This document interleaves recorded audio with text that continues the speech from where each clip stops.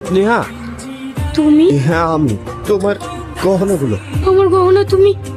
তোমার দিদির আর তোমার গহনাগুলো এক জায়গাতে ছিল। আমি ভুল করে নিয়ে চলে গেছিলাম। আসলে সেগুলো বিক্রি করে আমি তোমার মেডিকেলের ফিস জমা দিয়ে এসেছি। আমার এক্সাম ফিজের কথা তুমি জানলে কি করে? আমি আর মনে হয় এবার ফাইনাল এক্সামটা দিতে পারবো না। এখনো পর্যন্ত ফিস জমা দিতেই পারিনি, আর দুদিনের মধ্যেই লাস্ট ডেট। এখন আমি এতগুলো টাকা কোথায় পাবো? ওগুলো তো কোনো কাজের নয়। তোমার দিদি চলে যাওয়ার সাথে সাথে ওগুলো অকেজো হয়ে পড়েছে। খালি খালি বাড়িতে পড়ে থাকবে, তার থেকে তোমার স্বপ্নটাই পূরণ হোক। সেই তখন থেকে কেঁদে যাচ্ছিস, কি হয়েছে সেটা তো বল। আমি পাপ করেছি, আমি অনেক বড় পাপ করেছি। বলছিস? আমি তো কিছুই বুঝতে পারছি না। রাহুল খারাপ ছেলে না, ওর মতো ছেলে এই পৃথিবীতে আর একটাও নেই। আমি ওকে বলবো যে আমি ওর জীবনটা ভেঙে তছনছ করে দিয়েছি। আমি পাপ করেছি।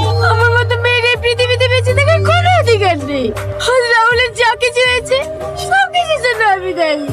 রাহুল সঙ্গে এটা করা তোর উচিত হয়নি। তুই যখন নিজের ভুলটা বুঝতে পেরেছিস, তোর কাছে এখনো সময় আছে।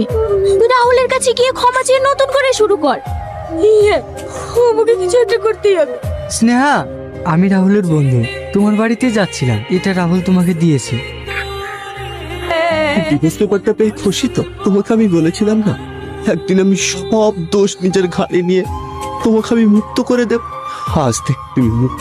কথা কি জানো, সত্যিকারের ভালোবাসা জীবনে একবারই আসে, আর বিয়ে সেটাও একবারই হয়। ভালো থেকো। বাবা, মা, রাহুল কোথায়? কি হলো? কথা বলছেন না যে?